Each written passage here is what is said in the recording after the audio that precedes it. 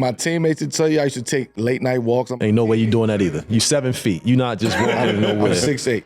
I'm not 7 feet. You closer to it's 7 a big feet. difference. You're right. It is. It gets Big crazy up there. Yeah, I see why KD say he ain't 7 feet. It gets weird past 6'10". I'm gonna be real with you.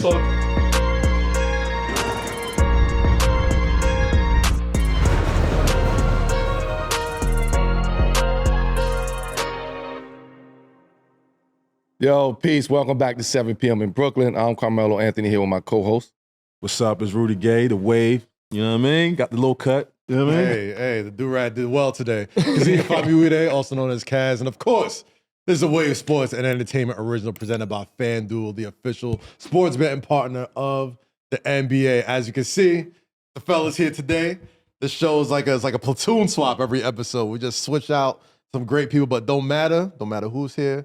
The best podcast on earth, best basketball talk, best pod smoking right now. Facts, like this tea right here. Now read the comments too, all right? So we gonna hold it down for Mero and everybody who's not here as always. Monica. Yeah, Monica. You know, we all family, man. We all fam. It's all fam. I love to see it. But unfortunately, we can't start off on a good note because my two Baltimore brethren right here had a pretty rough weekend, y'all. The Baltimore Ravens. God ain't shit. I'm sorry. I know.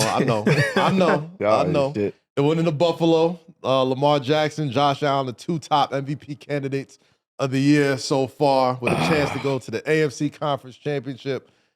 Came up just a little bit short due to two crucial plays. Now, there's other things that played into it, but two crucial plays by veteran tight end Mark Andrews. Fumble at one end and a dropped two-point conversion that would have tied it, possibly sent it to overtime. With still Josh Allen some time to go. Get to the question, man. Get to What is it? That's a slow death right there, man. Hey, man, I know it's a slow death, but we got to talk about it. The Ravens favored most of the year. Lamar Jackson probably still going to win the MVP, but sure. I got to talk to the two of the most famous people to come out of Baltimore. It's not just great athletes, but of course, great DMV representatives. I know it was tough this weekend, man. Melo, let's talk about it. Talk to me. I'm sick. I'm sick. Still sick. I ain't even gonna hold you. I'm sick. Yeah. But Mark Andrews, man. Mark Andrews has been somebody who has come up so many times for the Baltimore Ravens. He was Lamar Jackson's security blanket. Anytime Lamar talked about somebody he feels comfortable throwing the ball to in any situation, Mark Andrews is the guy. It was set up perfectly for him. Yeah.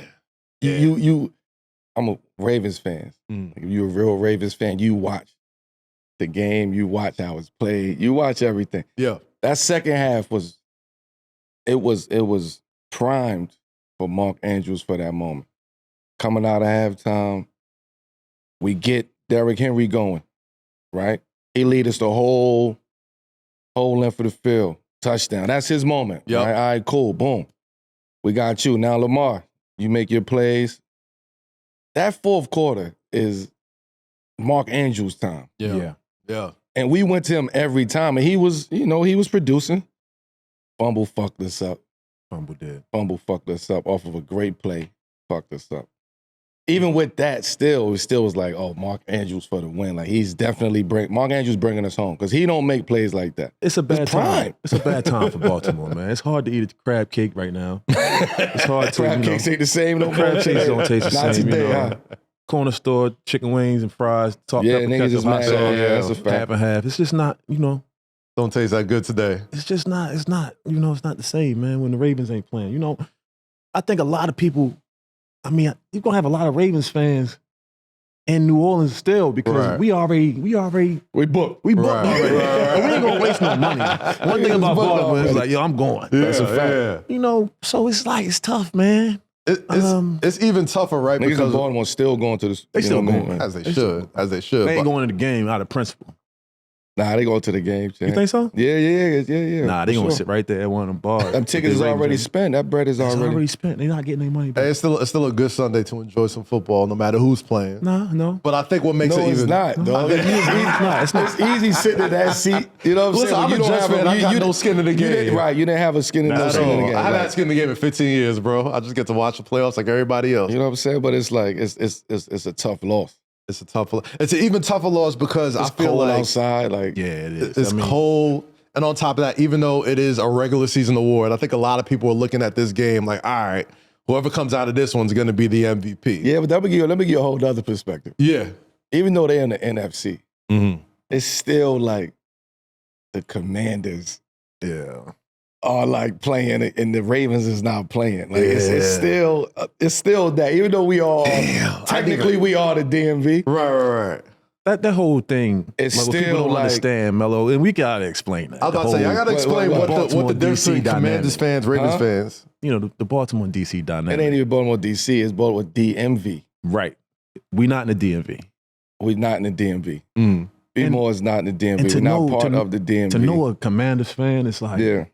You know what I mean? Yeah. It's no disrespect. No, it's just like, this is us and, and that's them. Every year they, this is our year. And it's finally their year. It's like, And they on top of energy, that, though. I was about to say, on top of that, they got a quarterback who is like, they got a young stud over like there. They got a nice team over there, man. They're going to be good for a long time. Magic in the front, you know what I mean? Magic in the ownership box and all that. Like, they got good energy over there in DC. We don't hate on DC.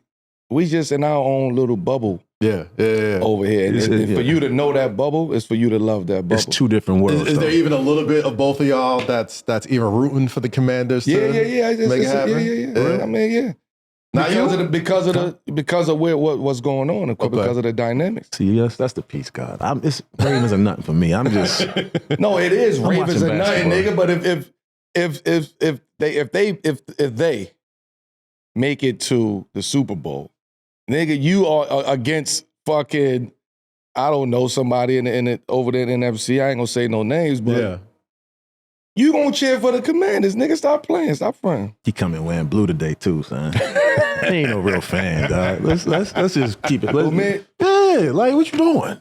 I ain't no real fan. I'm about to say y'all both Baltimore legends, man. I'm wearing black today, man. It's a funeral. I wore black. You know what I mean? You wearing blue. He too close to. He almost in Buffalo. Yeah. The raven bird on my arm is crying right now, nigga. You understand? This bird right here is crying right now. All right, so that's how much pain it is for me. I gotta ask y'all, man, and not even just for Baltimore natives, but I just think football fans of Lamar Jackson. I'm a big Lamar Jackson fan.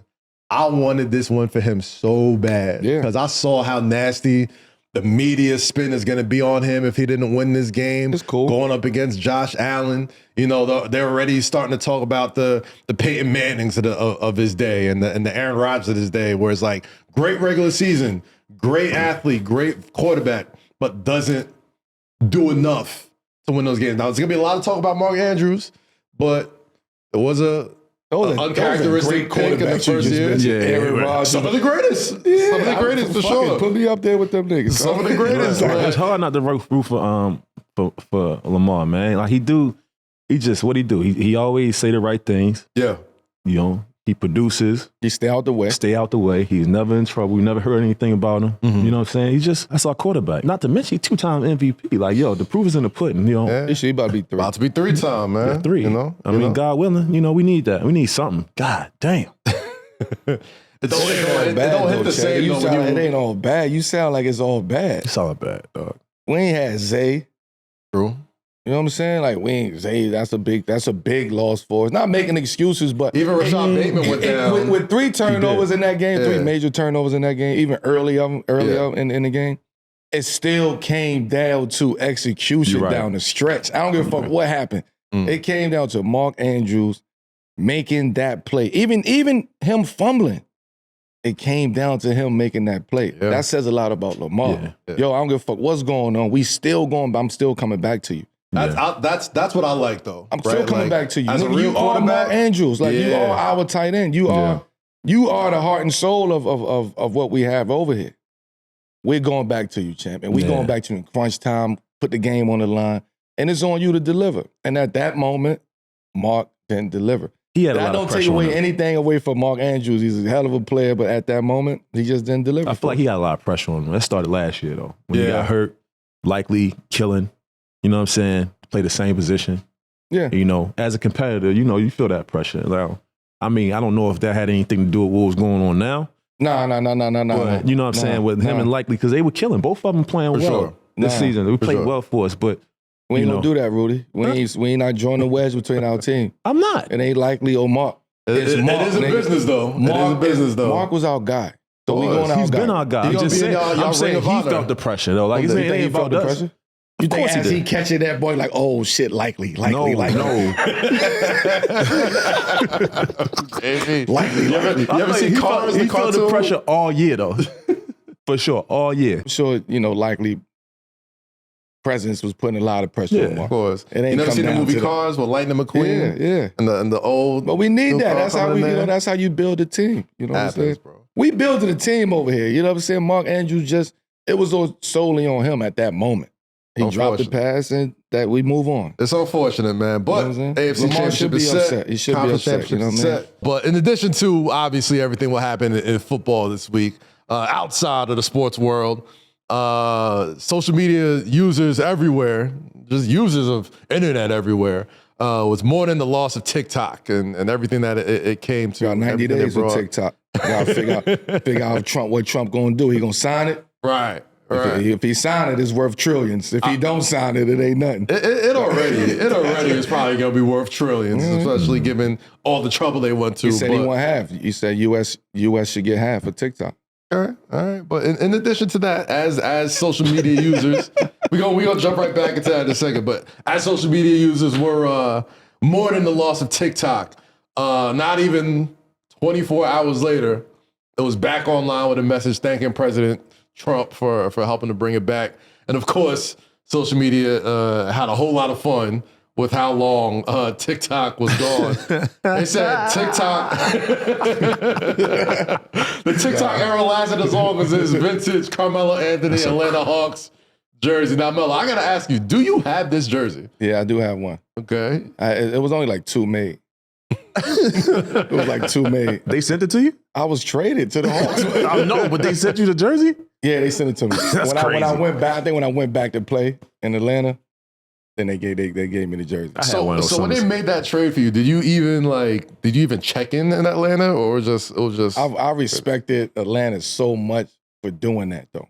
Okay. Because they didn't have to. So again, that was like behind the scenes communication, strategizing. It wasn't no, you know what I mean? It was like, that was real helping hand situation with Atlanta, which is why I always will respect Atlanta. I had 24 hours in Atlanta too. Yeah, I had 24 hours. Yeah, you had a couple hours. It was a couple hours. It was like 8 hours. Minutes. Look. Hey, but you get them. I got them text me. Hey, Shouty. You didn't see it, Shouty? I'm like, man, I ain't about to be there, man. Let me just let you know right now. I should have tweeted like, I'm not coming. Not coming. You know what I mean? But it was good for them from a business standpoint. Oh, they got that money off their books. Oh yeah, and you know what? I feel like as the years go on, those jerseys that only lasted a few hours are only going to go up in value. One day, some people are going to sell it. That jersey right there will be. That's the Mitchell and Ness right there. That's the Mitchell. Yeah, that's the Mitchell. I might just drop that shit in Atlanta, just in Atlanta. Get the colorways right, Master J's with it. That'd be fire. But let's get into our topics for today's episode. Big one, starting off with our friends over at the Gilbert Arenas podcast, Gil's Arena. Former NBA player and fellow Oak Hill alum Brandon Jennings called Jayson Tatum the softest superstar in Celtics history, alleging that Tatum lacks the toughness, or, well, I think a lot of people are really trying to say the light-skinnedness of Celtics legends. Wow. I honestly think that's what it is, but we'll continue. It's a shape-up, son. Legends like Bird, KG, Paul Pierce let Jaylen Brown beat him for the finals MVP. Jayson responded by posting a series of personal highlights on Instagram, which Brandon Jennings ended up liking and commenting. He said, quote, "This is the energy I want." Now, Jayson Tatum, who was already won an NBA championship, got a gold medal, one of the best players in the league. But people steady trying Tatum. I think it started with the Olympics and not playing and the Steve Kerr thing, and now people talking about him being soft and not necessarily having that thing about him. Soft is crazy. Yeah. We had this conversation on 7 p.m. in the summer. Yep. With Jayson himself. I'm just waiting to see where you gonna go with this. What you mean? I just want to see. I just want to see where you gonna go with it. What's going on? I literally said I'm waiting to see where you gonna go with this. You puckered up over there. That's crazy. I'm puckering. No puckering. Nah, but we had this conversation with Jayson on 7 p.m. Yeah. And it wasn't about him being soft. It was about me personally wanting to see more of him in demand, in control, and not letting these niggas play around with him, right? So we had this conversation. I think the Olympics, it fucked the perception of Jayson. Yeah. I think it completely shattered that. It fucked him up. He's still Jayson. He's still gonna play, but I think going through that situation and being him going through that situation on the world stage allowed people to have these different types of opinions. Right. As far as the soft shit goes, like I don't think soft is. I don't think we can use that no more. I don't think we could use soft no more. I don't think we use anything with JT anymore. I think he's proven the player he's going to be. He's proven the type of person he's going to be. Now his personality is his personality, right? I don't think we have room to call a nigga soft. No. Like I don't think B. Jennings was saying soft. I hope he wasn't saying soft. You see the clip? He specifically said the softest superstar in Celtics history. So when you're talking about the Birds, the Tails, the KGs, the Paul Pierce, he's like, Tatum, top of the list soft. Nah, have you seen the clip? But why is it though? Why is that the title though? The softest. Can I tell you what I said? I don't know. Can I tell you what I think? That's exactly what he said. I think there's a little bit of the optics of him being a little light-skinned and playing a little bit finesse. Really? But I think it's a thing. Nah, I think it comes. I'm gonna tell you what it comes. It comes down to personal likability. Yeah. Right. If I really personally like you, then I'm fuck with you. If I don't give a fuck how nice you are, I'm not gonna fuck with you. I'm gonna find all type of shit to say about. Even though you nice. Yeah. Man, Rudy soft. Man, that nigga's nice, but that nigga's soft. It's always gonna be something. Look at this. It comes down to personal. Like if I'm soft to the Warriors, why can't you drop me? Because they stopped them. It's a bad argument. Use something. It's not a bad argument. If you're so tough, then why you didn't get Finals MVP last year? Why you let your running mate do it? If you're so tough. But I don't think he let Jalen get the MVP. He had a good series. It worked out like that. Not for nothing. Andre Iguodala got the MVP over Steph. Word. Which is still wild, by the way. I'm just saying it happens. So here's the thing. Jayson Tatum. To get Finals MVP and to win and get Finals MVP. It's a hard thing to do. It's a hard thing to do. It's gonna always, the Finals MVP is for the finals. I think that's part of it. He got the new one. What's the Eastern Conference? Eastern Conference. Jalen got that too. Jalen got that too. Yeah. But like but people forget Jayson Tatum wasn't having the best playoffs when they won. Like shooting wise, he wasn't. Not soft. He was doing. Not soft. You can't call him. We ain't calling another nigga soft. I feel the way about unless you're really soft though. Like we can't float. We can't soft. Yeah, we can't float that word around there. Like I can never call professional athletes soft in any way. The type of mental capability you need to have to be able to achieve the things that he's achieved. That's an ill list, though. That's an ill list to say the softest nigga on the list is crazy. No. At the end of the day, how is that a category? You can't like Jayson Tatum early in his career has had the resume better than all of them sitting over there. You know what I'm saying? So it's like, how can you say that he's soft? So end of the day, his game is different. He conformed to how the new era of basketball is. Now, if you want to say he's soft, the NBA soft then. Mm-hmm. You know what I mean? So like he's just doing what everybody else doing. He's just better at it than some people. You know what I'm saying? So I don't think that you can say he's soft. Like why? Because he be with his son all the time? So I'll tell you now, I'll tell you this. He's not soft. I think people want to see, again, we spoke about this in the first season. Yeah. With him.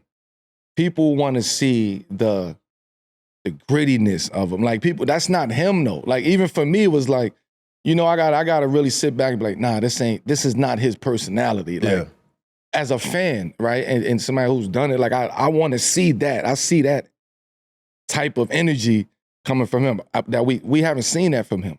And I think people are starting to take jabs at that. Again, I think the USA situation hurt that. You know what I'm saying? That was wild. It doubled down on the perception. You can't tell me Jayson Tatum can't get on the court, bro. But when it comes to basketball, bro, we're talking about basketball. You can't tell me nobody. You can't tell me he can't get on the court though. Like it's just like even with the refs, like getting texts. And what? Like on the court, USA basketball, Jayson Tatum, like that was nasty. The refs teching him up for doing like swiping his hand or whatever. That was like, nasty. A lot of stuff is just I don't understand what it is with him, but like But why can't It's we? subconscious, hold on. man. Why It's can't we? subconscious. Why can't we just allow him to just be who he is? Though, and don't expect him to be. So I'll tell you tough this. or like I watched he's the tough in his Netflix. own right. I watched the Netflix doc on Starting Man, that Five. nigga's Right? nice. Let's get to that. That nigga's nice. nice. He's Like, super let's not even play around with that. We can't keep We can't keep slandering up that, in the man. level. We can't even keep up in the score. Nah, leave that man Jayson alone. Tatum is super duper nice. Let's not take anything away from him. But we as can't be like, talent, oh, it's this as and then it's accomplished. nah, but it ain't that. It can't be always a but. But I'm gonna tell you exactly what it was. In the Netflix documentary for Starting Five, his own father was like, yo, what is one thing you want to see from your son going into the next season? He was like, I'd like to see him play a little bit more angry, a little bit more pissed off. That's personality, though. That's not exactly. You gotta have that. He don't have that.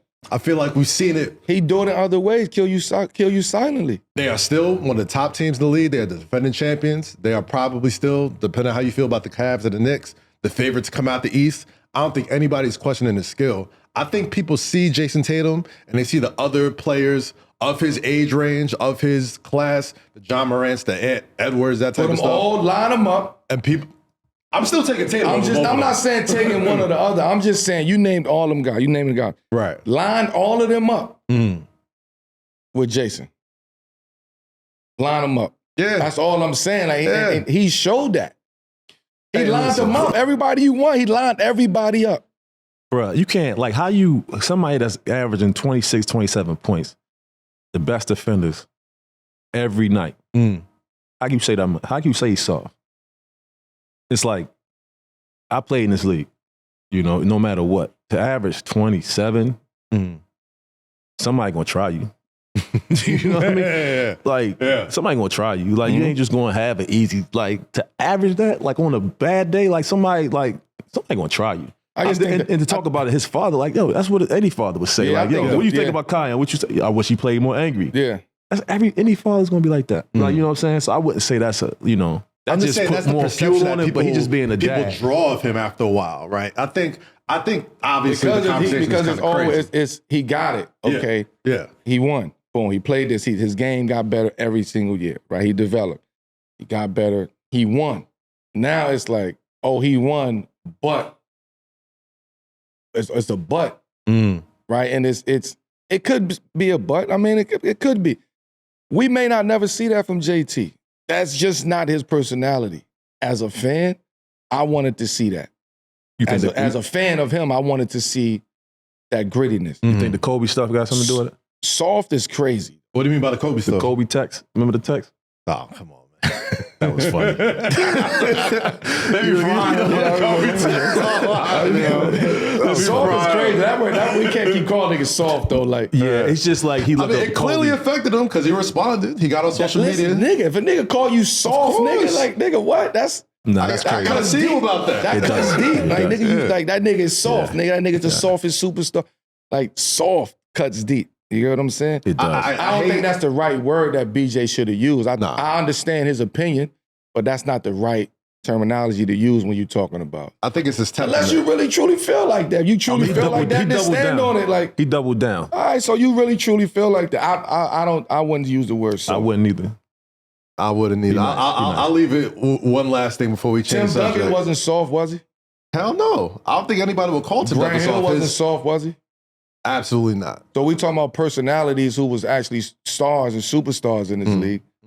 Niggas ain't calling them niggas soft. You know what it is? I don't think enough people on the outside looking in take in what mental toughness has to do with physical toughness as well. It's easy to No, go you out can't there. say that. You can't say that because I disagree with that. Okay. Because somebody who played the game said that. Right. Somebody who played the game at a high level said that. Like, that conversation That's on why top it's is coming. different. It hits different. You also got to understand, this is 7 p.m. in Brooklyn, though. We talk about stuff. We're not trying to be overly critical or talk about people, just talk about people. We actually talking about the game. Right. Yeah, but I'm know just what saying I'm soft is Not crazy. to say nothing about them, but like, yeah, yo, soft like, is crazy, champ. Like, we talking about the game. to call niggas soft, champ, is crazy. It just keeps buying into the whole timeline of his year, though. Not getting Finals MVP, sitting in the Olympics. Now the start to this year, they're still winning. They're still top 1, top 2 in the Eastern Conference, and they're still going to be questions. I think that's just what comes with success. That's what comes with being on top. There's going to be another story. I don't think it's hate. It's just that this is how the nigga feel. This is how B. Jennings feel, nigga. I feel like this nigga It's always gonna soft. be questions, man. He's standing on that. Bron, I mean, That's his opinion, though. Bron still got questions, man. Like, you know what I'm saying? True. Bron, Jordan still got questions. They put, you know what I'm saying? Like, Your man questioning Jordan. We're going to get to that too. It's always gonna be questions, bro. We're going to get to that too. I think before we get off of JT, JT, keep I think performing, everybody bro. everybody just want to see a different type of energy coming from JT on top of the skill set and the talent. Right? That's what we want. That's the guy that everybody want to, you know, on the left get behind. Right. And cheer for it. But it's like we can't because it's But like, why don't Steph get those questions though? Huh? Why don't Steph get those questions though? And Steph is a killer. Even though he ain't dunking on you and he ain't But doing like they all got the this, same he like off does the court. stuff. They got the like Nah, you know what I'm saying? He's a like different type of killer though, Steph. Steph will kill you in a different way than Tatum does. JT will kill you. But not like Steph do. Not like Steph, but I'm just saying. I'm just saying. No, I'm not. But he's killers is what I'm trying to say. He's a killer. A killer's a killer, nigga. I'll say this. It's a lot of killer whales and all in the water at the same time is what I'm trying to say. I'm talking about personality wise. I ain't talking like He just don't on the have it. court. I mean, off the court, they like as far as like you say it's a light skin thing. Like I think a little bit plays into it. I think it's a likability. Yeah. When we think about Like we can all keep it and real with each other. Superstars, you know, superstars. Yeah. They all like exude this certain type of energy and this vibrancy and like this aura, right? And that shit don't fly in Boston, though. No, but what I'm just giving a like total perspective is like, and I think that's what's happening. Yeah. Right? Because when we think about superstars, it's niggas who we hang up on the walls. It's niggas that we, you know what I'm saying? Like we got screensavers on our phone. We talk, those are superstars we talking about. And they all have a certain type of energy and the aura surrounding them. Right. And I don't think JT has that aura around him. He's just a silent Tim Duncan killer. Like See, that's why I agree with you on right there. I think with Jayson Tatum, and especially with the league right now, I feel like every fan, everybody who watches it for a living and speaks on it, is all looking for like who's going to be that person who's going to be the next face of the league. That's why we love Ant. And that's why we love Ant, because Ant has all that in spades. He just doesn't have the accolades that Tatum has. Absolutely. Well, that's Tatum the got thing. all the accolades, but he don't have the thing that Ant got. Right. Where everyone watches him, it's like, oh, that dude. That's the thing. I'm Ant going to talk his shit before he actually get there. That's the difference between Tatum's been there. Like he hasn't gotten to where we think he could, like the MVPs and all that stuff. But he has the talent. But the thing about Ant is he gonna be in your face about what he do, and Tatum's not like that. And so we it's like always, that shit. As people we grew as the people who grew up putting posters of people on the wall like that. That doesn't make somebody better than me because they got they talk about MVP. Like that mean you was doing your thing. Like you. Thank you, nigga. Like, you know what I'm saying? Like, you did what you're supposed to do. You did what you're supposed to do as being the number 2 guy. Number 2 guy. Just saying, like, oh, you talking about on ball? I'm just saying, JP. Okay, like, you did. I mean, in my mind, like, oh, yo, my nigga, I give you all the credit for sure.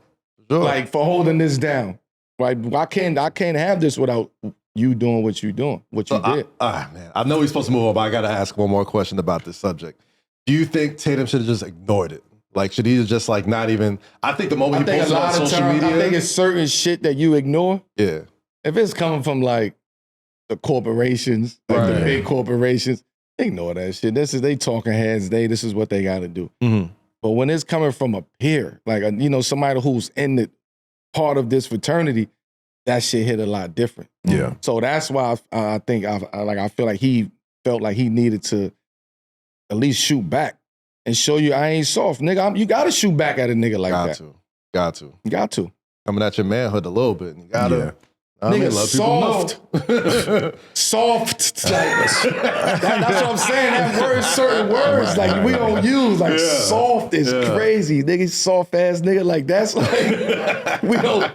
Come on, man. That's fighting words in a lot of corners of this earth, just man. Don't, you can explain and give your perspective and be opinionated, but there's certain words we still can't use, man. No, unless you really, really, really, truly believe that and feel like that about that guy. He responded like, but we really just want to see it. Like, yo, at the end of the day, like, JT, What Like, we want wanna to see, though, we seeing it. We want to continue to see it. I don't want to see him go out there and act like he ain't not like himself. Because the moment he gets out of character, people are gonna call that out too. No, Like, I'm just boy, that saying, ain't you. take your game to another level, man. Like, don't worry about what he's saying. Just He continue hooping, to, man. keep hooping, just keep hoop, doing JT. it. That's all. Just hoop. I ain't mad. Don't worry at it. about it, man. Soft is I'm crazy. a fan. That is, I'm a fan. BJ, you gotta stop that shit. Yeah, that was You gotta crazy. Stop that shit, BJ.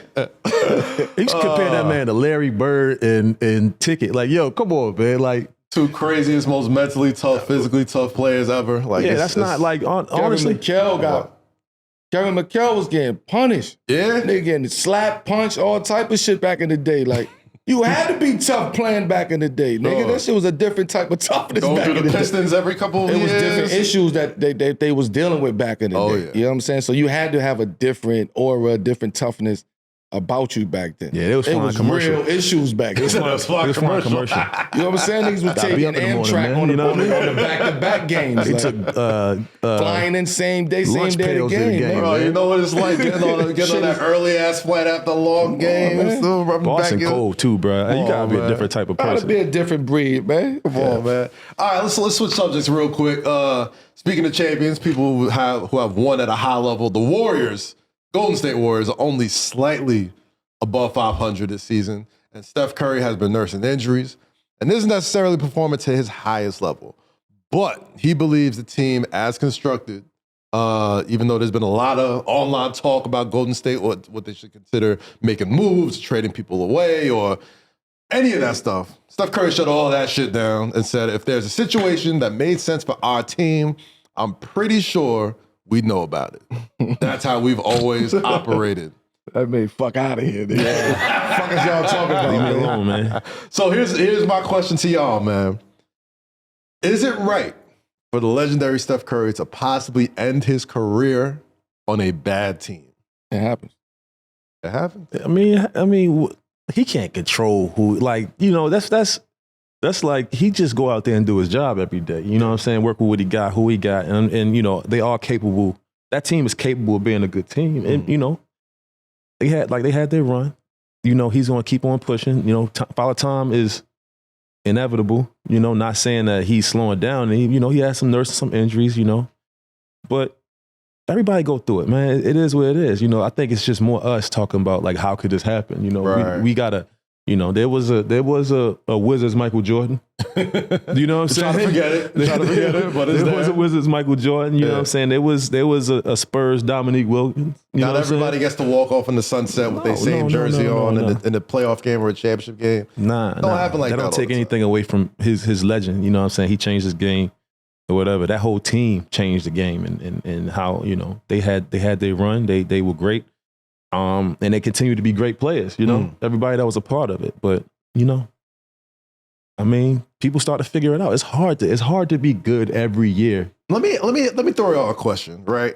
Is there something to other teams just not even wanting to help the Warriors? Like, man, they won enough. I ain't gonna say they can call our line off the hook. No. We ain't sending them nothing. Unless they got something, unless they giving us Steph, we good. We ain't even trying to help you. I don't even think it got to that point. Like what we seeing or what the fans are seeing, it's not actually what's happening or what happened. I'm sure there was a couple phone calls that went behind the scenes and said, hey, it's good, you know, it's temperature check. Yeah. You know what I mean? What's going on over there? Like all of that, that's the conversation, right? And then people leak it, right? And then it's a lot of those topics and headlines come from like wishful thinking. Like people just like, oh, this is a possibility, like possibilities. I don't think Steph and them was tripping about none of that trade talk because if it was something imminent, they would be on it. Steph would know. Then Steph would take it to Draymond, and like, you know what I mean? It's pecking order how that actually happens. So I don't think a lot of the talk was anything imminent or something that was actually feasible. I think the only conversations probably was about Kuminga, right? People calling about Kuminga, trying to see what trade packages and shit like that. But I don't think it was heavy talk behind the scenes about the Warriors. The Warriors is what it is. Yeah. Like, we just gotta let Steph and them niggas ride out into the sunset. Try to keep putting teams together because you want to win still. like Steph want to win. Like, don't get that twisted. Of course. Like, he want to be with a good team. He want to be able to compete. He want to go out there and try to still win. The direct quote he said was, "Anyone who thinks I'm okay being on an average basketball team come on, is like insane." I didn't even see that quote, but let's be for real. I mean, like, they owe it to him to be competitive. But what you know, what trade is out there though? Who makes a move to help get Steph another running mate to go and not just be good, be championship level? If I'm a GM, I would get on the phone and be like, "Y'all losing? What's Steph doing?" What's Steph doing? You know what I mean? Is he happy? You know what I mean? I don't think you get. Here's the thing. I mean, I'm sure they shot they shot. But you know, I think people shooting their shot. The people that they actually think that they can get is Kuminga, Moody probably. You know, those guys. He can be part of a nice trade package. There's Jackson Davis. Okay, yeah, he's good. But if I'm Golden State, I'm keeping him. Yeah. Because you can't, Looney is Looney. Like, Looney had his run. You get what I'm saying? Like, I'm not saying that he's done, but Looney had his run. And the stuff that Looney gave them is something totally different than what somebody else is going to give them. Looney's smart. Like, Looney know how to play in that system. He's familiar with the guys, and he know his role. So for somebody else to come in and take on that role, you got to really do the same thing. And, Davis, I think he's learning that part, but like Rudy said, man, you can't win. We can't win every year. Nah, I think this is part of it. The days of watching somebody be with a team and in there and all that stuff. I think those days are over. I think everybody might be the last one. He will if he wants to be. You know what I'm saying? If he wants to be, if Steph come out and say, "Look," Steph and Giannis probably. I think Giannis will stay in Milwaukee. I think if he wants to, I don't know about that. You don't know? I think they're two different. It's two different situations. But it is, but it's still two different situations. Right. Still be a free agent one of these years. I do believe that they have the power to make something happen in Golden State for Steph, as opposed to Milwaukee making something happen. What's the best thing about Milwaukee? They have Giannis. Nah, it's close to Chicago. That too. It's a drive away from Chicago. It's nice in the spring, though. Good water, you know what I mean? They got good waterfronts and all that. Milwaukee's, all right, they got new arenas and shit. Pfizer is a nice arenas out there. Down, shit is rocking over there. What? It ain't. I mean, it's they gotta do shit. What? When you been? I ain't never been to Milwaukee during the spring. Yeah. We caught them in the spring. March, April, nigga, end of the season. That's Milwaukee, nigga. Last 3 weeks of the season. It ain't that bad over You went there, to the man. lake? Huh? You went to the lake? Yeah, go over there, eat. I went out in Milwaukee. Damn lake, man. He's lying. Never lied to you. It's Milwaukee. Champ. It's still cold. Now, people will tell you they see me in Milwaukee in the malls, and I just go to the lids in the mall and all everything, champ. Like ain't lids everywhere. You could have waited till the next. Nah. Why would I just say lids? I ain't you know what I mean? He was in Chicago. He was in Chicago. I'm 22. I ain't sponsored by lids. He forgot. He was in Chicago. Milwaukee, man. Milwaukee. I had some good 30-minute drive. He was in Chicago. Steakhouses, man. Good wine out there. They took care of me. Good wine? What you mean? Wine everywhere. Nah, good wine. A lot of places don't got good wine, champ. Yeah, they can ship that in. Nah, Milwaukee's not a place that ship that type of wine in. That is one thing I did hear about Milwaukee. They got great food, great drink. Milwaukee, holla at Melo, man. He's a fan. I got good people that's running Milwaukee, man. That's behind Milwaukee. That's what's up. I got a good barb out there, too. The reset and the restart of Milwaukee. I got a good barb out there. You know what I mean? Niggas want the reindeer back. Let me play Monday morning quarterback. The Warriors made a ton of moves over the past several years, especially after winning the championship against the Milwaukee Boston Celtics a few years back. Obviously, those moves may not have panned out well. Jordan Poole, Klay Thompson, a couple other guys there.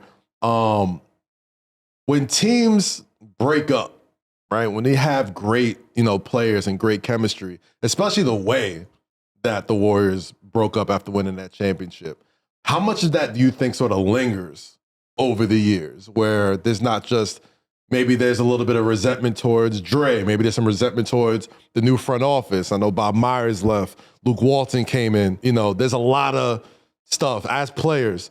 Do you guys ever look and start who's the first person you sort of look at? Do you sort of look at the front office? Do you look at if there was a player involved in what made it split up? Is there more blame there? Like, or is there anything like that really going on in your head if you were a player on a team that was that good not that long ago?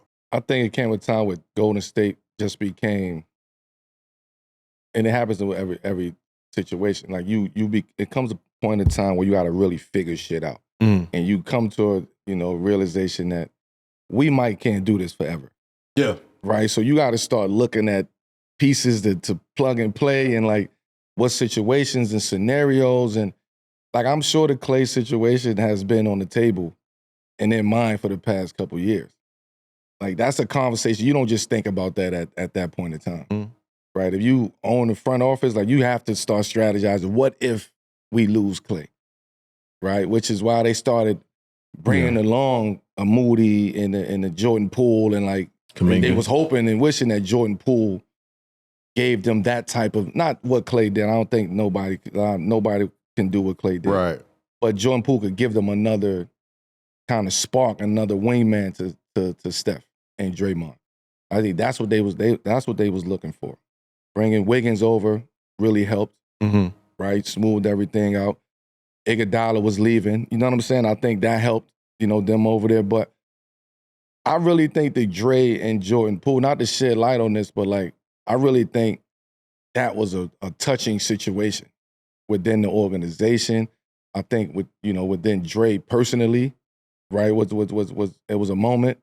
And I think Dre had to really get up out of that. Like he had to really do a lot of work to like a lot of soul searching. To like figure like, damn, you know what? Like I really fucked up. He probably was thinking that he fucked that up. You get what I'm saying? He probably was living with that. Not saying that that's true, but that'll fuck you up thinking that you fucked the situation up. Yeah. Something that you had that was gone, that was great. I mean, he contemplated retirement, didn't he, for a while? Right, so that just goes to show me that you felt like you fucked this up. Yeah. Right? So I think all of that, then you got to think about Steph too. Like they had to think about what we going to do with Steph. Yeah. Right? Do we want Steph to continue being in these losing situations, or are we going to figure this shit out? I think it's hard. It's hard to keep a team together regardless. Somebody gonna leave. Somebody has to leave. Somebody wants a bigger role. Somebody just wants to do more all the time, no matter what, whether you win the championships or not. Somebody, you know what I mean? Like look at Kuminga right now. He, I'm sure in the back of his mind, he like, yo, I can do more. I want more. I want a team. I want to do. I'm playing for a contract. I can do more. I know what they can offer me. And you got contracts that go into it. You got personalities that go into it. You got all sorts of stuff. Like, it's just you're dealing with a bunch of different businesses. Mm-hmm. You know what I mean? No matter what's going on, whether something is good, somebody's telling them, well, you might fit over here. Or you might do this. And it's hard to you might have a coach who believes in you more than your current coach too. Like right. Maybe y'all just ran your course. Maybe him and Kurt just ran his course. Like maybe there's some young dude out there that's like, yo, if I got Kuminga right now, I'll turn him into. But it might be somebody over there that's really pushing for Kuminga to be in that position, and it might be another coach over there that's not pushing for. You get what I'm saying? So it's a mixture of thought processes and emotions. I think over there because you have the older guys and the Draymonds and the Stephs and the Loons, the guys who's been there, who's the core of that organization, and they're gonna continue to be the core. And they're gonna continue, but then you also have these younger guys coming along. They're not trying to wait. You have to play those guys too. They're not trying to wait, right? So it's like sometimes they are the Golden State Warriors that we know and became accustomed to, and then sometimes it's like, nah, I don't know what team is this. Like they going in a whole nother direction. So. For Steph, that can be a fucked up situation to be in and have to be thinking about. And you getting hurt and you injured, you got to deal with your own personal shit. Yeah. At that point, you ain't trying to, you got to bring your own self along at that point in time. Yeah, so to bring everybody else along with you is hard work. But when they were rolling, when you rolling, you rolling. That team right there, when they were rolling, God, winning cures all ails, man. Especially the way they would win. Oh my God! Everybody goes. All organizations go through it. You know, this is their time to go through it. It's like they had one of the weirdest seasons ever. I remember right after they won the championship and the Poole stuff happened with Draymond, they had some wild record where they were like 20 games over 500 at home, but lost damn near every game on the road. And this is the year after they won the championship, after they're still dealing with the Jordan Poole, Draymond stuff. I think Steph was hurt for a little bit of that as well. Like, there's a lot of things that go into a championship team that I think the Warriors have had, for lack of a better term, some incredible luck in addition to all that, right? Like, granted, you could put the rosters together, you can have great players, all that type of stuff. They were remarkably healthy. They had a great coaching situation. They're in a great city, new arena. They had players that were playing under their contract value, so you got to keep a lot of good dudes together for a long time. And to see it sort of like dissipate so quickly, where it felt like after that Celtics championship, after that 4-1 from Steph, I'm like, oh, nah, the Warriors might be back. Steph might get like 1 or 2, and then we might have to. They just won a couple years. They just won a couple years ago. Yeah, like what, 3 years ago, 4 years ago? Like this. Yeah. I'm saying, no, not you. But like perspective is saying, yeah, bro, like what do we be so like hell bent on like right now? Like over the past 3-4 years, they just won a championship. Mm-hmm. Like how many they got? Steph got 4. Steph got 4. Like, what do we say? Yeah. They got 4 championships in 15 years. Like that's a hell of a run. That's a dynasty. 1,000,000%. That is definitely a dynasty in this day and age. Every 3 years you win in the championship, though. Like 3-4 years you win in the. So it's very possible that 1 or 2 moves that can get them right back into it. Like you still got Steph, you still got Dre, still got Wiggins has been a really good replacement for Iguodala. You know what I mean? They're still Jordan Poole could have been that for them if he was just patient. I agree. Because that's a situation where the grass ain't always greener on the other side, right? Yes, I think you earned that right to go somewhere else and try to, be the man and wear the white hat.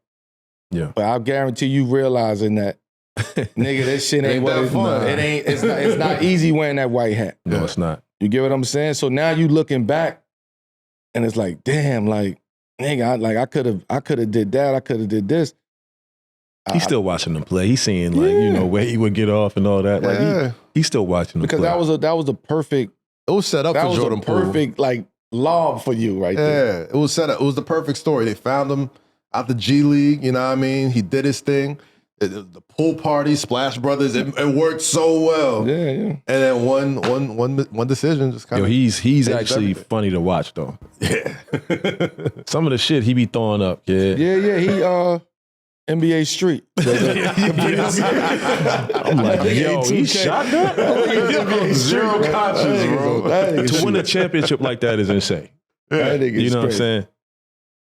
They did it though, you know what I mean? Yeah. And they allowed him to be him. So why leave that when you know what I mean? Like, they allowed him to be him, you know what I'm saying?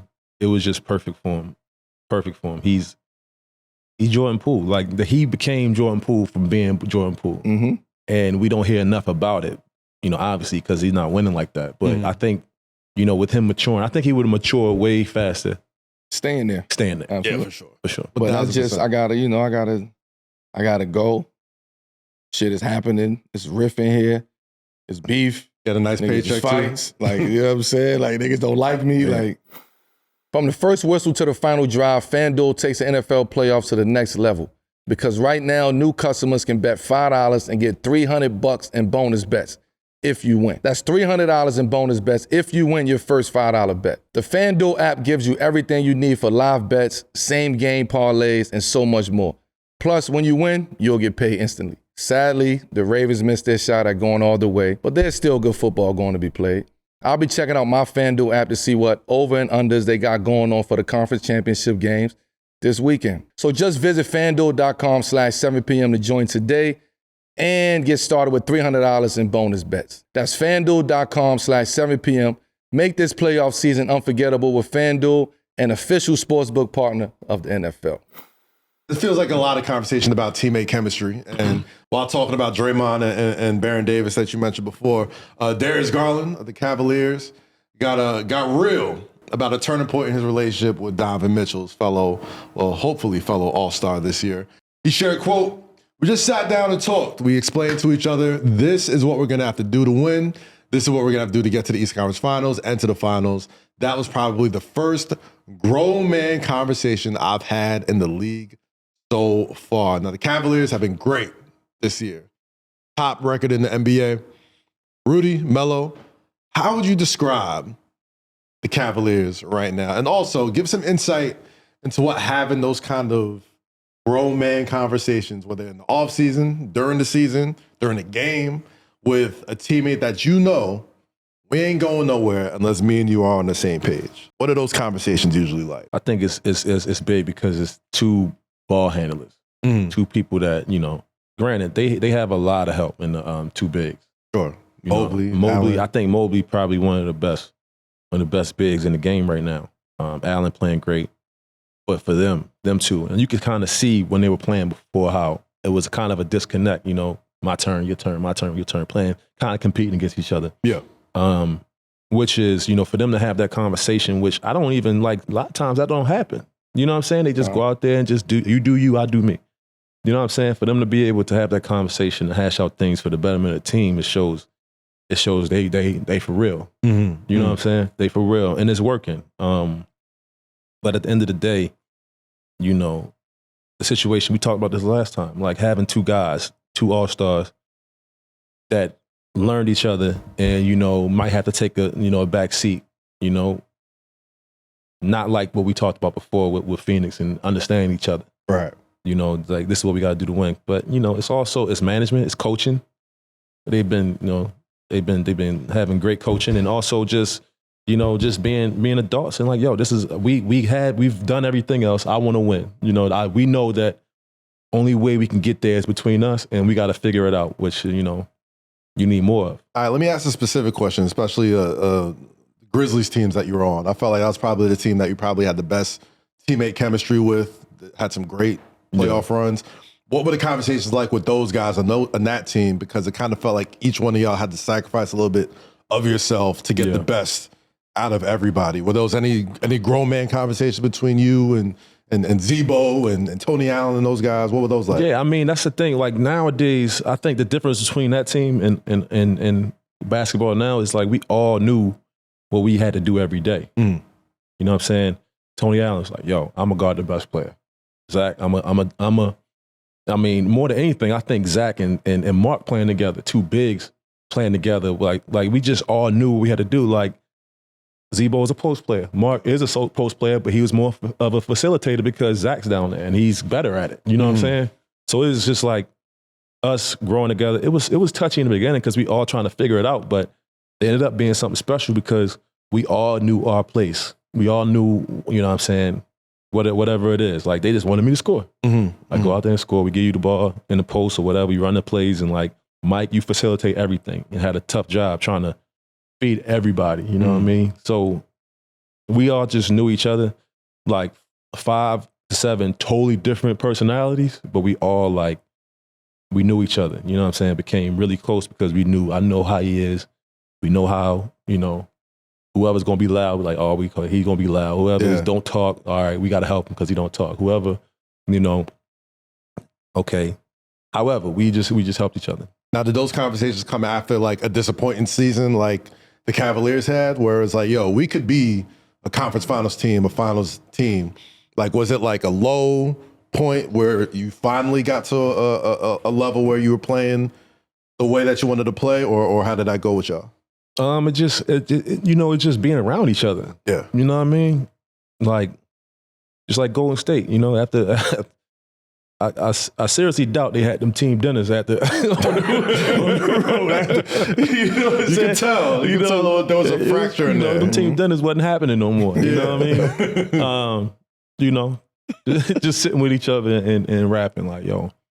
And we a basketball team. We want to have those basketball conversations in the midst of whatever we talking about, back of the plane, whatever. We just want to have those conversations. And, you know, sometimes there's some special stuff come out of it. Sometimes some bullshit. You know, but, you know, it became special. Melo, I know you've had to, you know, team up with some big personalities, some great players in your career. I know you've had to have those grown man conversations with some running mates, whether it be in New York, Denver, LA, Portland, anywhere. Talk to me about those. You've had to share lineups with some Hall of Fame great players, from Iverson to Lillard to everybody in between, Bron. Describe to me what a grown man conversation with Carmelo trying to take it to the next level was like in your heyday. There's 2 levels of that with him, though. Yeah. Because it was like, he was a guy you had to have a conversation with. Yeah. Right. Then you go to have a conversation with somebody else. So like, But that, to your point, that don't always happen like that. Like going into somebody else's situation is very, very like, it's a fine line, right? Because you still being evaluated no matter how that person, that player saw you or played against you, like you still being evaluated when you walk in that door. Like I know what you could do, Kaz, but I want to see your day-to-day work ethic. I want to see how you are with around my team and niggas that I've been around. I want to see how you act. So it's a fine line with that. When somebody coming to your team, you look to see who's going to have that conversation. Like, who can I have that conversation with? When I came to New York, it was a conversation I had with Amari. Yeah. Listen, nigga, I'm coming here for you. Nigga, it ain't, like, I'm coming here for you, nigga. Amari was here already. I'm coming here for you, nigga. Like, let's go. This is what we got to do. I'm coming in locked in. Let's go. And those are real conversations, but it don't just happen with one conversation. It's like you really gotta, we gotta go to dinner, nigga. We gotta go hang out. Like we gotta spend time together. Like gotta build real chemistry. Nigga, come to the crib, nigga. Like we gotta really like talk for sure. Real shit. Those are real conversations. When I left New York, and even with D Rose coming to New York, big personality, was like, damn, how I'm gonna go about this? Cause nigga, that's D Rose. You get what I'm saying? But fuck it. Nigga, I need you. This is what I need you to do. I need you to be D Rose, nigga. I don't need you to be nobody else. Like, fuck what everybody else talk about. That was the conversation, nigga. We trying to win. And he wanted to win. You know what I'm saying? He was trying to figure out his shit too. But when you got niggas in there trying to win and they on the same accord, it makes it easy. Right? AI coming to Denver. Yeah. Was like the biggest. I was about to say that must have been the real grown man combo. Because that's worlds. Those are worlds coming together. Yes. Like those ain't just like, yo, Rudy, nigga, you a DC, I'm coming to the Wizards. Like, nah, nigga, this is like two conglomerates coming together. Ultra popular, ultra competitive. So it's friends, it's neighborhoods, it's cultures. It's like, and then we bringing all of this to Denver, Colorado. Right? Like, let's put it in perspective at this point in time in 05, 06. Like, so now. Free Dion, people. So now this energy in Denver, we really got, Chuck, listen, nigga, do you know what we can do? Question for you. I need you, nigga. He like, nigga, I need you. This is what we got to do. Question. It's time to win, nigga. First day he got there, nigga walked in with gray downtown locker room sweats and a bubble coat and some sneakers. Shout out downtown locker room, man. And some shit. Like, I'm about to say, did you think it was? I played with Chuck too. Nigga, he got traded. He was at Dave & Buster's or some shit. Yeah. After the game, we rushed to Dave & Buster's. Nigga, let's go. Yeah. Would that have worked in New York? What? Chuck. With who? Playing with, like, y'all playing together in New York? At that moment? Or just like... At that moment. Like, would it have worked in New York? In 06, 07? Yeah. Hell yeah. You got to think the energy that New York was needing at that point in time. I mean, at that point in time, you talking about 06, 07, what was that? David Lee? And these are rough days. That was Jamal Crawford. Steph was here. Gosh, I think we had Eddie Penny Curry, for a spell. Eddie Curry here. Eddie Curry a little bit. Struggling. Gosh, you know what I'm saying? We had Ronaldo Balkman. It was some... Yeah, I was but like to bring him from Philly and me from Denver over to a destination like New York at that point in time, it would have been crazy. But like going to Denver was perfect for us because it's like, okay, we know we're gonna be here, nigga. Like we ain't going nowhere. Word. Nigga, this year we gonna get right. We gonna get accustomed to what's going on. This summer we locking in, nigga. I don't give a fuck how much you in the gym or not. We locking in this summer, coming back, and we gonna be ready for a full season. This is the Thuggets era though. So that was the mentality. Yeah. And then that shit was short-lived. I was about to say, did you think it was, what do you think really went wrong with that era? I mean, was it personalities? Was it higher ups? What, our team? Yeah, because, it just was. The grown man conversation that Darius and Mitchell had is starting to bear fruit already. You know what I mean? But you have to, though, if you those two. Yeah. You have to. Because y'all the same position. Yeah.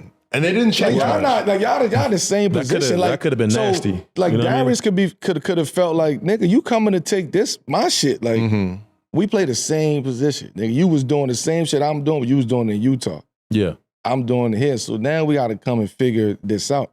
That was after this All-Star year, absolutely. too. The only people that could have figured that out is a person who figured it out. Kenny Atkins. Yeah, he that's the person who figured this shit out. You know what? Shout out to Kenny, man. Kenny. I gotta allow both of these guys to just do what they do. But also, Donovan and Darius, y'all gotta sit down. And we all gotta sit down and be on one accord. Because if we not, this shit ain't gonna go. Correct me if I'm wrong. So it's a sense of you gotta have accountability to that too. Like Donovan gotta come in there and like, like, okay, Darius, you've been here, y'all been doing this shit. Yeah. Like, what can I do to help you? Right? And Darius gotta say the same thing to him. And it couldn't have helped. And you gotta work on it. You can't just say it though. You gotta go out there and work on it. It couldn't have helped that they had that cloud of Donovan Mitchell, even if he wanted to stay in Cleveland too, right? Like we all know that, he was pretty close to being a New York Knick for a long time. So maybe that didn't help as well. But correct me if I'm wrong. Kenny Atkinson was a assistant coach for the Knicks while you were there, right? He was like how was he like as an assistant? Incredible. Yeah. Incredible. Workhorse, workaholic, gym rat, love the game, love attention to details. You got to think he learned from the bottom of the game. So he's seen different experiences being here in New York, coaching in Brooklyn, being in Golden State, being over here. He's had these experiences of different coaches and different teams and different personalities. So he just been a sponge all these years. And now when he get his own situation, you just implement all of that information and that data and that experience into your own situation on top of what you already know. Yeah. And now we seeing that. Now we seeing it play out. And even circling back to the Warriors again, right? Like that championship team that the Warriors beat the Celtics with, Atkinson was on that. So experience. How did Clay and Steph play together? How did Steph and this person play together? Like, I'm just going to take, how did Steve Kerr implement this offense to make everybody happy? Yeah, but no, he did it his way, though. A lot of times you see a lot of coaches that come from certain places, they try to make that. Yeah, they try to they try to imitate that. And it never ends up good. You know what I'm saying? So shout out to Kenny for trying to figure it out and knowing I got this team. You know what I'm saying? And having foresight, because they offered him gigs after that championship run for the Warriors. He's like, nah, I'm good. I'm gonna stay right here. Cleveland, man, that's the right thing they supposed to do. Yeah. I would be surprised if you didn't have that conversation. You like Cleveland too? I would be mad, huh? You like Cleveland too? Well, what? I mean, you say you like Milwaukee, so. The city?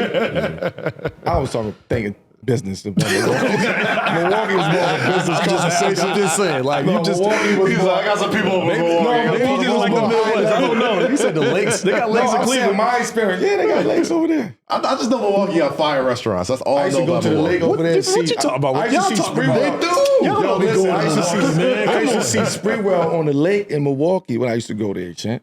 Oh, okay. He from Milwaukee. And he outside. He was outside in Milwaukee. Shout out Spreewell, man. That's my guy. He would be asking me the same, so I'm asking him, fuck you doing here.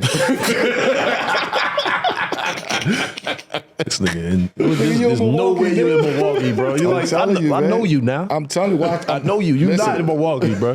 My teammates would tell you I used to take late night walks. I'm a late night walk guy at night. I go take late night walks. My Ain't no way you doing that either. You 7 feet. You're not just walking nowhere. I'm 6'8". I'm not 7 feet. You closer to 7 feet. It's a big difference. You're right. It is. It gets crazy up there. Yeah. I see why KD say he ain't 7 feet. Yo, past 6'11". Past 6'10". Past 6'10", you just go get weird past 6'10". You stick out like a sore thumb everywhere. Milwaukee, man, you gotta find shit to do in every city. But anyway, Cleveland, they on to something. You know? You believe he be taking walks? Hey, man. Yo, bro, everybody tell you that. Everybody got their thing. Tell you that? Everybody got their thing, man. I would be shocked if he's a late night walker. Niggas will tell you that. I don't take my walks alone. I be stressed at night. You take a walk. Okay. I take a walk at night. I be stressed at night. You know what I'm saying? Same. Wake up in the middle of 3 o'clock, can't sleep.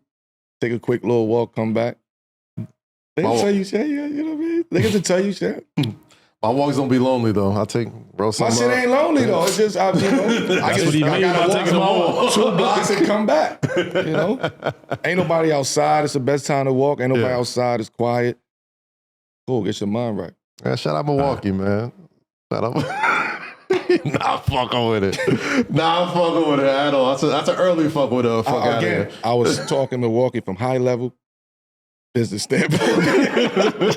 That's what's up. People in position of power. I might like Milwaukee too. Is that okay? You say all that to say Giannis might stay a little long. It's a good business city. Let's switch it up into the world of music. And this hurts my heart. I hate talking about this because it's every time I feel like we can move on and get back to the music and get back to what we like about these two guys, some bullshit happens. And boy, did some more bullshit happens. It's official.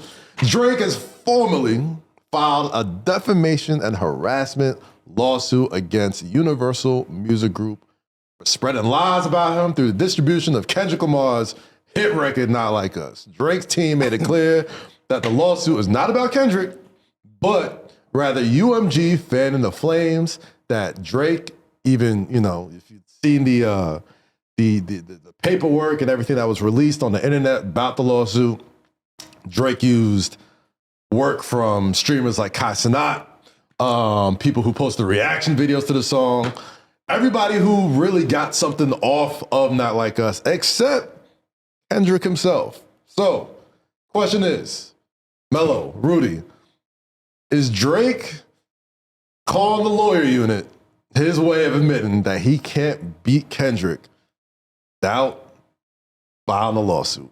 No, that's not this way. Talk to me. What's the end game for this at this point? What's the end game? Drake continue to do music. UMG and Drake lawyer team, they figure this shit out and we move on. But Melo, if Drake would have just made music, I think a lot of people would have forgotten about this by now. But I feel like every time niggas there's a ain't forget new about lawsuit, this. You can't sit there and say niggas forgot about this. but niggas ain't forget about this, man. Nah. But numbers wise, you could point to it. Do Super Bowl. How could niggas forget about this? Fair, but numbers wise, anytime some news comes out about Drake or about this lawsuit, the streams of Not Like Us skyrocket back up. Like anytime it's getting ready to die down and GNX is out, people listening to GNX, they moved on. It's almost a year since we've heard this song. People ain't moving on, but do you think Drake is sort of like feeding into it, not moving on by filing this lawsuit? Nah, I think Drake is trying to send a message top level. Like he trying to look at this from a whole nother level. Right. And I think the timing of it is bad. But again, I don't know what the fuck the lawsuit is. I don't know what the fuck. It could be somebody on his team like, yo, man, look, these are the numbers. This is how you've been affected. This is what's going on. This is how much you lost, right? Well, in the lawsuit, he also says that. I don't know. Yeah, you think Drake is sitting there saying, yo, sue them niggas? I'm going to tell you. Well, what he did do was, according to the lawsuit, he had to take his kid out of school because I guess his kid was getting harassed about dad being a pedophile, all this type of stuff. Had to move his baby mom. That's very serious, for sure. There was a bunch of other things in there as far as bots being used, streamers being used, whitelisting on certain songs. You make a video, do a ton of YouTube videos over here. When you use a real song, a record label could whitelist it to let you use it to help, garner streams, so get more UMG attention. playing games is what Most you're saying. times, I mean, so they playing games. There's some stuff in there. That's high level lawsuit shit For sure. I ain't like regular artists. Hasn't that lawsuit happened shit. with him though? Like, That's the thing. Kiki, do you love me? They was doing dances and all. Like, hasn't he's benefited off of that. So like, I think everybody benefits off everything. right. I mean, I don't see, it's hard to be like, yo, okay, now I'm a lawsuit. It's hard. Like, Right. I mean, I don't know what his mind state is or what he thinking, but it's hard to be like, yo, okay, yeah. You think it's personally him filing the lawsuit? He got to say yes. Yeah. He's got to be the one who He can't speak on his behalf without him push the knowing. button, So it's like, I don't. But how you think it was presented to him? Yo, these are the numbers. These are numbers. Hey, we got to do something. Let's take action right now. These are the All numbers. right.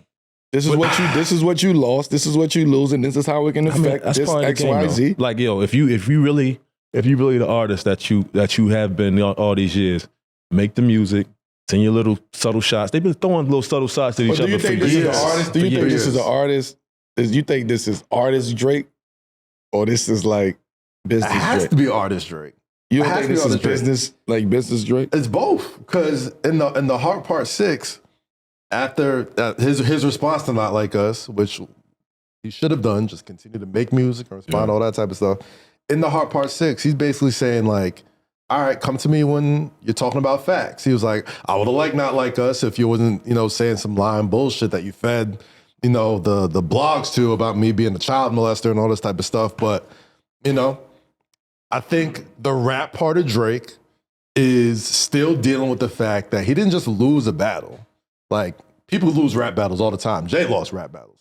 Some of the greatest we've ever seen lost rap battles. Nobody has lost a rap battle the way Drake has lost a rap battle.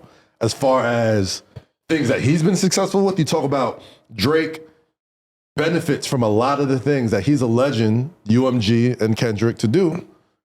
But they did it 10 times better than Drake has ever done.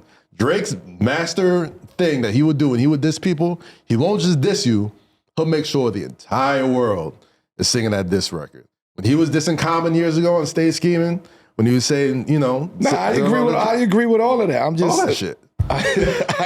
I agree with all of that. I don't think it's a good move.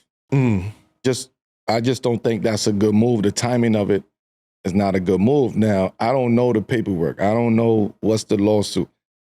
The lawsuit has to be against UMG, though. Of course. And that is a different type of conversation.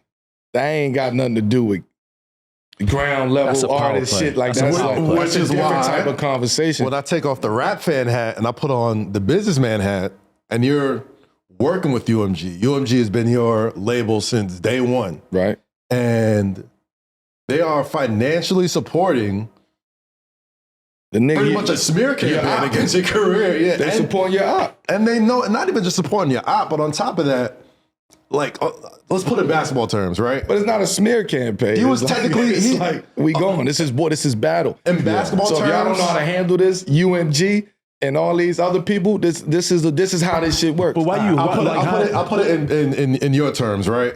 It's like UMG is Phil Jackson, right? Mm-hmm. It's like, bro, you're in the contract there on top of that, and you want to stay in New York. Mm-hmm. But Phil Jackson in New York are telling everybody, Melo's this, that, putting money into billboards, videos, all that type of stuff. That's a smear campaign. That's if what's he's alleged proven to be true on the business wise, especially if I've generated billions of dollars, literal billions of dollars to your business, knowing that my comeuppance is coming.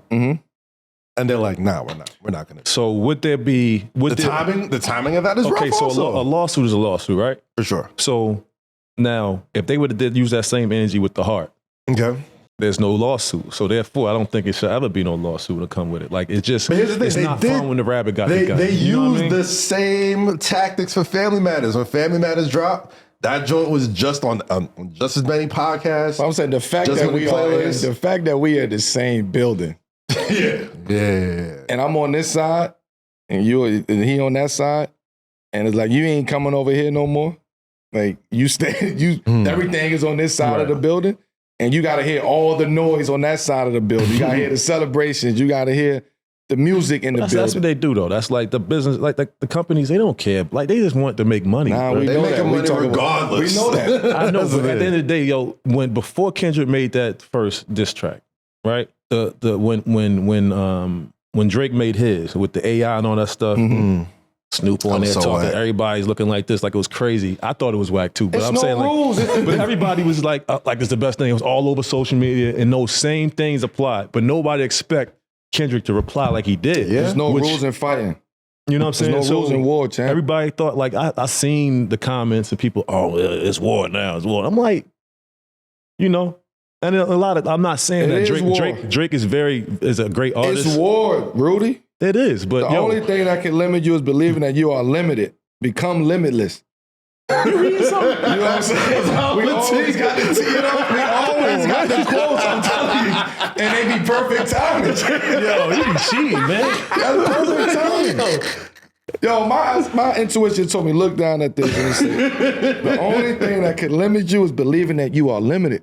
So Drake are believing that he's limited Drake, though. because of UMG. All right, so let me ask you, did you? So he is trying to become limitless. Nah, he just like, yo, why you ain't play my song like that? That's not. It ain't that simple. But here's the thing, there's precedent for that though. When 50 and Game was beefing, it was both on Interscope. And they was saying that's not the same, no, champ. how's it not? That's not the same. That ain't Because really Kendrick made a bigger record because Drake's a bigger artist. ain't the same. Them niggas was on the same. They was on the same record label. He was signed to 50. Or he probably would say that he wasn't signed. He was signed to the record label. Yeah. But not G-Unit. But Interscope, just like UMG, was the overarching label over there. You know what I mean? So at one point he was signed. He was a representation of G-Unit. Yeah. Them niggas ain't never was signed to each other. Like, right. We got two of the top niggas over here, and we gonna go where whoever's going at Man, this Drake point. make some music, man. Make us dance. Drake on his way back. I don't know if you heard. Give niggas perspective, man. He dropped the. Kendrick is on fuego right now. Let Kendrick get through this Super Bowl. He gonna catch another run after the Super Bowl. Let that run continue to go, and then you start dropping your shit. Kendrick can drop another album after the Super Bowl. He hurt. Hey, I heard about it. The nigga hurt, man. the wild shit about it. I mean, that's what all this is about. He hurt. That's what all this about. He hurt? He should be hurt. Yeah, Though. I mean, like the everything. It just seems like everything is he hurt, and that's not Niggas not take hip hop. L's, man. That's not hip hop. Niggas take L's. Yeah. When you was going through your shit, when you gonna do something in the season, what do? Keep hooping. Go back in the gym. You stay in the gym more. You be in the gym instead of 1 hour at night, nigga, you be in there 2-3 hours. You don't want to go home. You don't want to talk to nobody. You gonna start making up moves in the gym. Like you gonna start coming out of that shit. Nice is what I'm trying to say. That's why I be like, yo, that nigga, damn, where he been at? That nigga I seen mad. that. I remember we played y'all one time. I'm watching the game the night before. Melo had like 10 points. We just got out of practice. Melo walked into the practice gym, put some shots up. I'm like, nigga, you don't never do that. You see how he got shots up? I'm like, yo, it's something new he saw. I'm like, yo. Oh, I know what it is. But my point is, I had 10 last night. What I'm saying, my point. He trying to bring up our practice so you get shots. I'm saying, man, look, go Drake ahead had and do your 10 thing. last night. Right, that's what I'm saying. That was in the gym. You gotta Like, get back in yo. the gym, man. You know what I mean? You gotta get back to being a sixth guard and all that. Man, let's hope so, man. I want to hear more about bars and lyrics and less about lawsuits, man. That's just me. Yeah, the lawsuit shit get corny. That's when you start doing that, that means it's something bigger going on. Something bigger going on. And you know what? At the end of the day, this might work out all well for him. We don't know, man. but- Good luck, man. Rudy, we're back with another edition of one of our favorite segments on 7 p.m. in Brooklyn in our season 2, Keeping It Real with Rudy. Since the wave god is in the building, it's only keep right it spinning. Where my brush at? that we have him wave away the bullshit I'm always- and keep things 100. Rudy, Always got it on me. Keep it 100 for me. come on, man. We're going to describe some situations that need your honest, hold nothing back breakdown. Are you ready? Born ready, dog. Yes, sir. Born ready, After dog. the Wizards-Warriors game, Jordan Poole was asked about how he felt seeing Golden State fans and his former teammates and coaches showing him so much love. Jordan Poole said, quote, "Yeah, I love those guys over there." Well, I love most of those guys over there. Draymond replied on X and said, quote, "I really am sorry." Rudy, keep it real with us, man. Most of those guys is crazy. That's crazy. But he shit, fuck it. Go ahead, Rudy. Why didn't they should have asked? Which one you talking about? That's the purpose That's of why our follow-up. that's why I couldn't be. I couldn't. But anyway, reporter. Nah, I couldn't be a reporter. Like, which one? Hey, Jordan say- Poole, say are you it. referring to Draymond Green? Get right here, actually. We can go right this one. This the guy. Y'all Go ahead, Rudy, man. Do I think that was real? Yeah, I think Draymond really is sorry. I think he is. Well, looking back at the situation, everybody had a chance to look at it, yo. I think he's sorry. You know what I mean? But that don't mean nothing to Jordan. Jordan entitled to feel how he feels. So, I think the times he had there, I don't think it overshadows that because he's the champion. Who he is right now. He made that person in Golden State, and I think he respects that. But I don't know. I think they need to sit down. We talking about UMG and all that stuff. This is Rudy's segment, right? I can't speak. You can speak. You can speak. It's your show, Chief. This is Rudy's segment. You don't want to Finish speak. I'm just He asking. don't like, look, look, he likes most of them over there. I can figure, I think we all understand, who he doesn't like. You know what I mean? I'll follow up with you. I feel both of them. Okay. I feel on the left. On the left. Mm-hmm. I got your back. I feel both of their sentiment about that. Jordan, let me start with Draymond. As a man, when you know you fucked up and you put the work in to get back and the video's wild.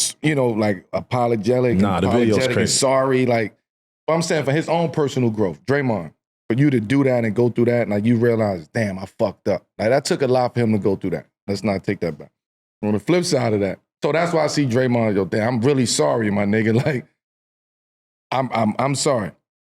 On the flip side of that, ain't no nigga punching me in my shit like that. Nah, listen, this is just real facts. Nobody is punching me in my shit like that, and we cool ever again. So no matter how much you sorry, I respect that you apologetic and sorry on that side. Keep that shit over there. I ain't got to like you no more. I ain't got to, it is what it is, nigga. You ain't punching me in my shit like that and thinking I'm just gonna come back 4 years later and be like, yo, man, we cool. Let's have a conversation. On top of it, it's over. It's over. And I'm a guy who want people to talk. It is over with. Let's not even try to amend that. Jordan Poole feel the way he feel. Draymond feel the way he feel as far as being sorry. And they got a box. Nah. Not even. You know what it is? Once it exasperated it's over. Bro, you know how you do some dumb shit? Nah. Yeah. You do some dumb shit. I'm taking on Dre, for Draymond. I'm Draymond. If I do some dumb shit, but then you see the video of your dumb shit, it's like, Yeah, but it was a lot of dumb shit that he was doing at the time. So it was a lot of shit that Draymond he was going through a lot of shit at that point in time. That right there just sparked it. That broke the camel back right there. So yes, you gotta grow, nigga. It's easy. It's easier if the video doesn't come out though. Nah. That's growth. We're talking about growth. I'm talking about growth. But I'm saying right. So growth if the video on Jordan Poole side is if I didn't see that video, it's different. Yeah, the Jordan Poole side is, nigga. Yeah, I went through my growth stage too. I ain't gotta fuck with you. As a man, I ain't gotta fuck with you no more. I took the L on that. You did what you did. You said so. Whatever. I think you a did lot what of you see on people, that side. I'm saying me personally. Yeah. I'm not saying that that's the right thing to do, but just morals and standards. And you punch me in my shit like that, nigga. No, there's no coming back. My kids seen that. My family seen that. My friends seen that. And see it. I got a whole niggas back from it's a lot of shit that goes into that. So no, we don't have to be cool. Respectfully, you can be sorry and apologetic over there. But we can all agree a punch in the face changes things. Yeah. That type of, yeah. And I think a lot of people forget the context of that punch too, man. I'm just saying that right there, that wasn't because it wasn't, I don't like to keep shedding light on it, but it wasn't in the spirit of moment type of shit. He sucker punched him. It was nigga, this was a build-up over time and shit that's been going on and shit that was said and shit that's been happening in practice, and I'm gonna let you get away with a lot of shit. Now it's, I'm going through everything that I'm going through, other shit that I'm going through. Yeah. You playing with me now, Jordan. With the way Jordan play, like I said, we talked about it earlier. It's he played a different way. I don't care. I mean? And that's what make him who he is, right? Yes, absolutely. But it's Dre is, he speaks for the team. You know what I'm saying? I don't know if the whole team felt like that, but I think sometimes, and me actually even being in the locker room, sometimes he just speaks up and says stuff that he think the team need. You know what I'm saying? So At that moment. Now, how he go about it ain't always the best. Right. But, I think, I don't think nobody deserved to get, punching their face. Especially we playing basketball. If it's nothing leading up to that, you just do that, that's wrong. I can see if we in each other's face, we we tussling or whatever, then somebody swing, that's one thing. But just come up to somebody. To your point, I agree with you on that. But to add on to that is it ain't like it was opponents. Yeah. You on the other team. Teammate. Nigga, we are in practice. Yeah. you We in practice, nigga. Like, this is some real deep shit that we did. But you also been in practice and shit lead up to a fight. You know what I'm saying? I ain't never been a practice nigga get swung on like that. Really? I mean, not like that. No, I'm not saying like that. But like, yo, crazy. Okay, you might have been, like, y'all start with somebody being aggressive. Somebody throw an elbow, and then, like, we tussling, and then, like, oh. In that one practice. In that one practice. But I'm saying that situation was that had to be a buildup of emotions and situations and shit talking and for that man to just snap like that. And I'm gonna close it like this: the worst part of it all is I think both sides are just worse off without each other. I agree. Like, again, I said this on the last episode. It's good to love each other or from afar. Yeah, and y'all ain't gotta love each other. But I do fuck with you though. I mean, I fuck with you. Like, I went to war with you, Jordan Poole. Like, we battled, nigga. We won together. Like, I'm always fuck with you from that standpoint. But I know you don't fuck with me, so I can't keep pushing the boundaries of trying to. We all met at the end of the day. 20 years from now, that what is it? 2020 team banquet. They go. 2040. Everybody got gray hair and everything. Like, nah, I still don't fuck with you. Still keep him over here, man. You know what I mean? Rudy T. Word. I know players clashing is a part of the game, like Jordan Poole and Draymond Green. But Rudy, I gotta ask you about your Memphis teammates, because OJ Mayo and the aforementioned Tony Allen fighting on a plane. Rudy back started in the this day. shit. For some reason, I feel like you're in the middle of it. So, how much trash does your teammate have to be talking to start throwing punches? $1 bill, y'all. Money talks, you know what I mean? I don't know. Ain't much talking, you know what I mean? You know, me on that situation, obviously I was there. Yeah, you know. But it's really a funny situation because you know. So what happened? They fought. What you mean? How did it start though? I mean, you was there. Give us take me there, man. How did it all break the game down? How did it all happen? Was there a specific monetary amount that sparked off the beef? Niggas ain't gonna beat you, champ. We good. Nah. My man. We just talk about how close we is. And, you know, I was sitting on the plane. I'm right here at my laptop. You know, back we had laptops. You know, go to my man. He put all the movies on there. So it was a long trip. And this is crazy because we were going from L.A. And it literally happened, L.A. to Memphis, which is like a 4-hour flight. It happened within the first 30 minutes of the flight. Right after takeoff. So I'm like, yo. I see something, I hear something, I look up. I just see, bam, bam, bam, bam. Yo, I drop my food, everything all over the place. So we split them up. So take Tony to the back, OJ in the front. So it's funny how you get in the fight, you know, people, they want to get back to each other, but they lie about why they want to get back to the spot. Tony like, yo, my money up there, I'm going to go get. I'm like, Tony, we going to get you your money. That's the oldest trick in the book. Like, no, I'm just going to go back. I'm good. I'm good. I'm just going to get you your shit. No. Project kid, man. Yeah, you're a project baby. You know what I mean? And OJ like, man, nah. I'm like, bro, you sit over there. Tony, you sit over here. So we had to keep them apart for 4 hours. For 4 hours. And know what? I was, you know, it was me and a couple other people just like, you know, we had a couple people on the team that was like, okay, we've been around this. And a couple people were just like stunned. And, you know, we had stewardess and all that stuff. And nobody probably would have knew if it wasn't for the stewardess. Oh, yeah. That's one of them things. They had to report that. I'm like, yo, we had to keep them apart, had to keep the stewardess back there, try to keep the coaches back there. Because, you know, it's a team thing. You know what I'm saying? 4 hours. The coaches didn't know that they fought? Huh? The coaches didn't know that they fought? Coaches in the back. They in the back. I'm trying to make sure nobody know. Okay, all right. I will say that.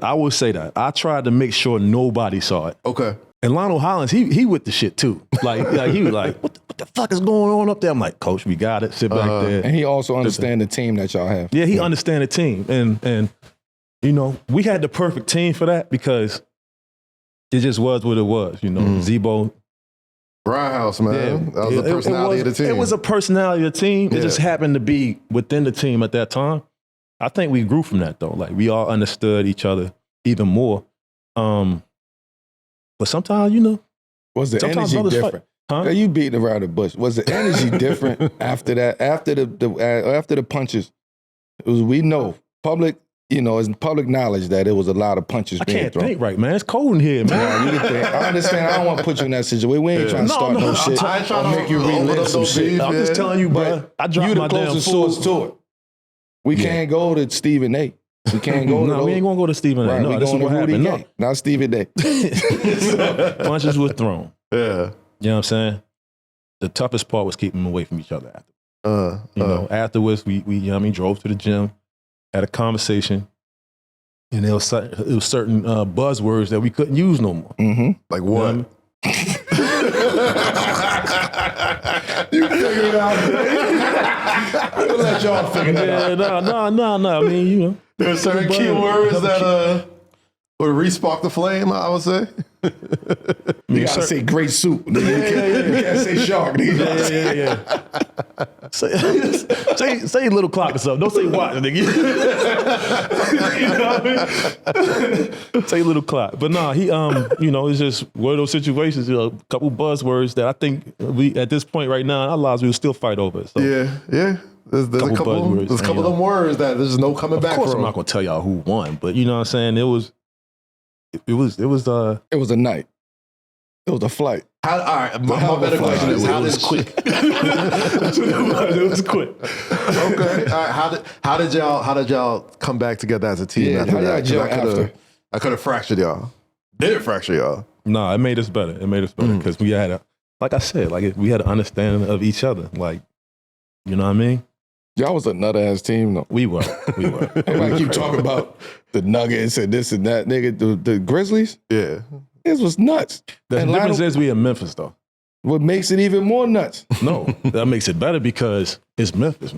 No, it Memphis- makes it even more nuts that y'all that y'all actually took the energy from Memphis, the city, onto the court. Yeah, it wasn't nothing. That's like the energy wasn't just on the court. That's what I'm saying. That's real life. Y'all was first 48 over there. Like, you felt that. First 48 is crazy.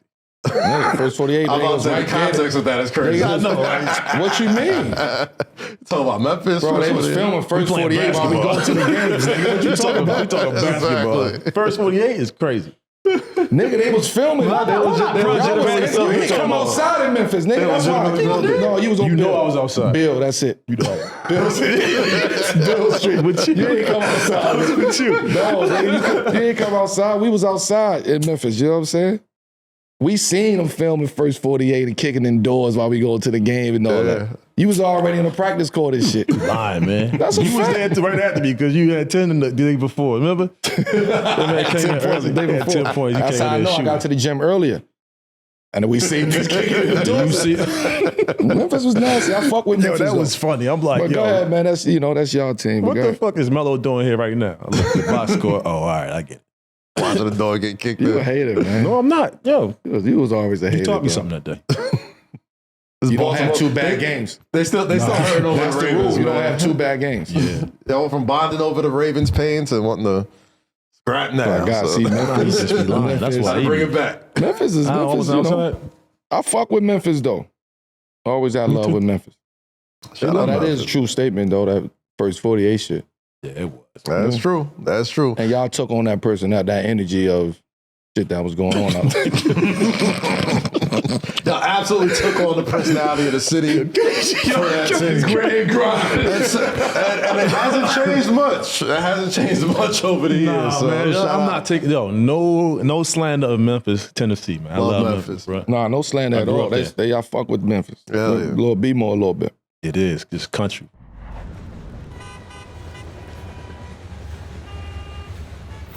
Let's wrap this up, man, with America's #1 segment, my favorite part of the show, the best part of 7 p.m. in Brooklyn. The #1 show in America has the #1 segment. It is time for Fuck With It or Fuck Outta Here, fellas. Here is what we got today.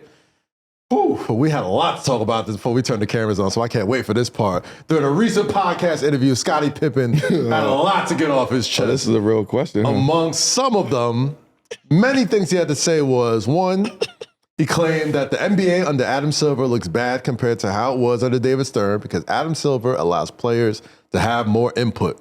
Also, he denied LeBron and Jordan GOAT status. Quote, neither one of them are GOATs. Magic Johnson to me is a bigger GOAT than anybody because of how he led, how he brought a whole team. That's transcending what you can do as a player. And he threw even more shots at LeBron saying, quote, my success as a team is much more successful than LeBron. I got 6 rings. I didn't chase mine. Melo, Rudy, fuck with it or fuck out of here. Need to stop giving Scottie Pippen a microphone. Fuck with it. Yo, Scottie, B, come on, Scottie. Come on. I'll let you, Scottie. Come on, Melo. Talk to him. Scottie. Like, let's not do this, B. Like, you can't do this every time, though, Scottie, my nigga. Like, you done been in the bunker with MJ. You done been in the trenches with this guy. You signed up for the Breakfast Club, nigga, for 6 years. Like, you was part of that. Don't take that away from the guard now after all of these years where you, whatever feelings you feel about him. Like, nigga, that is who it is. That's MJ, nigga. Like, you know what time it is with that. As far as LeBron goes, leave that man the fuck alone. Like, leave the nigga alone, Scottie. Like, pay homage to Magic, but leave them niggas alone. Niggas is the ghosts of our league, man. Those are the 3. So whatever issues you have with Bron, like, leave that shit alone, Scottie. Like, nigga, Bron ain't even thinking about you. Like, nobody even, like, matter of fact, Bron, this is a situation where Bron need to see Scottie. Because enough is a fucking enough. Like, square up at this point. Not even square up, but we got now, you talk about man conversations. For me, you gotta have a real conversation. Like, what the fuck is going on? You can't keep MJ the GOAT this day and LeBron is the GOAT better than MJ this day. Oh, 6 years later, you know what? Fuck both of them niggas. Yeah. Magic is the GOAT. Nigga, Magic been the GOAT. I respect it more. It ain't no Magic been the GOAT. I'd respect Scottie more, like you said, if he was consistent. Because one day he's saying MJ's the greatest. Another day LeBron's the greatest. You could pay homage and respect to niggas without putting one of the other. Like, you don't. That means you don't really fuck with MJ. Nah. You really don't fuck with MJ. Just say that. Like, we know that, though. Say all that shit for all them years. We know that. Was bullshit. I really didn't fuck with MJ. It was just all business. It just say that. It make MJ look better, like I said earlier. It make MJ look better because he's doing all that with the hate. Mm-hmm. I mean, Scottie need a new Nesta or something, man. Get that man a new Nesta. He need to just sit down somewhere. Look, you had a great career. Look, you say you love Magic, and it shows. Like, bro, you like that showed in your game. Like, But that's a great part about basketball, though. You can pick whoever the fuck you want to be your GOAT. It doesn't matter. That's a fact. But you going against, the thing is, to me, you can have that opinion. You can say Magic is the GOAT. You can say LeBron is the GOAT. And you can have whatever your opinion is, you can have it. But it's like you shooting shots at everybody that's against that is like on the opposite side. Yeah. Like you taking, you bigging them up just to take shots at a nigga that you been to war with. Nigga, you did this. Yeah. Like 1994, I seen it. Nigga, you did that. Like, no one, come on, nigga. Wearing that man's shoes. Come on, bro. Like, let's not forget these moments, is what I'm saying. What makes it so you going against your man. That's supposed to be your man. This is an op, in a sense. Magic is an op to MJ. Yeah, he was an op to you too, nigga. Yeah, that's your first chip. You have to go through Magic. At the end of the day, he putting people down to big himself up. But that's fine. I'd rather you fight. If you just took the stance of, listen, I'm Scottie Pippen. This is my career. I did this. Nigga, you stand in the lane by yourself if you really want to get technical with it. Yeah. Yeah. You stand in the category by yourself. Whether you want to accept you being the best Robin or the best wingman of all time, that's you, nigga. When it comes to a trophy, that's your trophy. Mm-hmm. Word. You the guy for that. Accept that. Everybody can't be Black Jesus. Everybody can't be the king. And that's okay. Everybody can't be, Magic. Everybody can't be that. And it's okay. You get what I'm saying? Like you have your own lane. Let us respect you for that. Yeah. Don't start talking about my 6 rings is more than this. Yeah. Leave that alone. You respectfully, you can say that because you done did it. That's 2 different situations. He said if he go to Houston, he gets 6 rings in Houston. Yeah, nigga, because you would have been the best third option. You would have been on that team, you would have been the best third option. There would have been no third option better than Scottie at that point. Oh, no. Oh, no. Oh, yeah, you niggas would have won. The Like, thing that come makes on. it super fucking whack with Scottie is that growing up, we love Scottie growing up. Yeah, like, even though MJ was the man. I still fuck with Scottie. I still just don't fuck with agree with it. I Scottie, just don't too. agree with it. Had the fire kicks. His game still translates to today. Like anytime you see a great two-way wing, 6'8", handle the ball, You say to Scottie. shoot all that stuff, the first person you think of is Scottie. I'm saying. And the unfortunate part about it is now there's going to be a generation of people that when you think of Scottie, you just think of a bitter hater. Like, Come on, Scottie. it's like, come on, man, you got to be better than that. Nah, I just don't be liking when them niggas with, you know what I mean? Like, oh, come on, man. Scottie crazy. You know what time it is, Scottie. Like, you done been with this man for 6 years. Like, for probably longer than that. But Like- nobody looks at him like he just Scottie Pippen. You know what I'm saying? Like, yo, you don't need to put somebody up. Like we love like Bro, we why- love like, MJ. we love MJ. But there's we no, love you Scottie. can't say MJ without Scottie. You Yeah. can't say Scottie without MJ. And the best thing It's about it is cool. MJ will tell you that It's himself. cool. It's fucking cool, Scottie. Yeah. Like, it's cool. It's MJ cool. will tell you know that what it is? himself. You've been under this umbrella for so long. You've been under this roof of the MJ roof for so long. Now you starting to, because there's opportunity to get your story out there and talk and platforms, you have this, you trying to get up out of the roof Yeah, and start your own shit. yeah. It's too late for that. It's too late to start your own shit. You are who you are. Chicago Bulls, Michael Jordan, Scottie Pippen.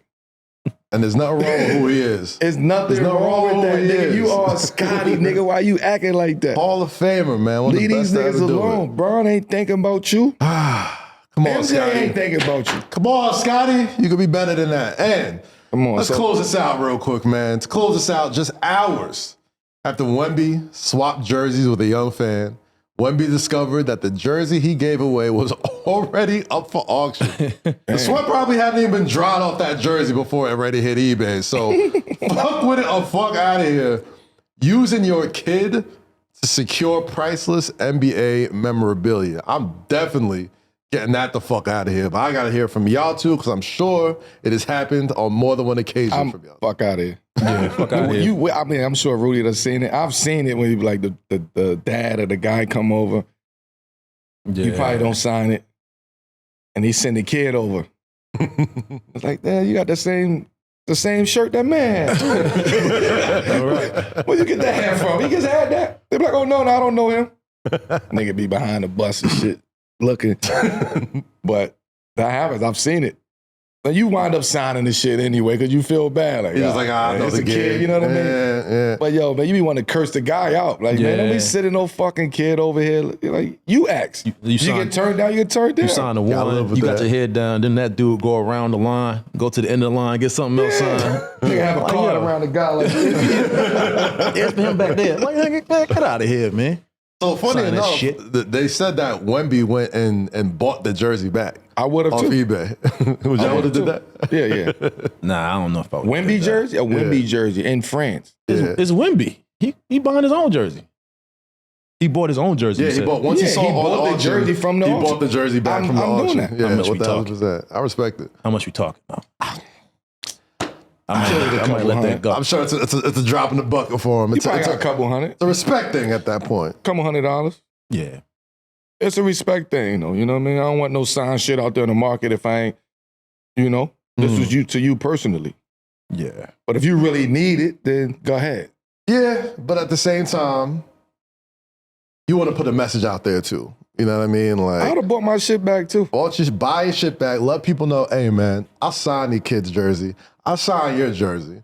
But who knows what story that kid probably told Wemby? Like, oh man, there's always probably a sob story that comes with talking to him Yeah. or whatever. I think Wemby actually posted about the kid before the jersey went on eBay. So I think that's why it hit even doubly hard. Man, Wemby, man, fuck that shit, man. Once you sign that jersey, it's over, man. That shit's in the universe, shit.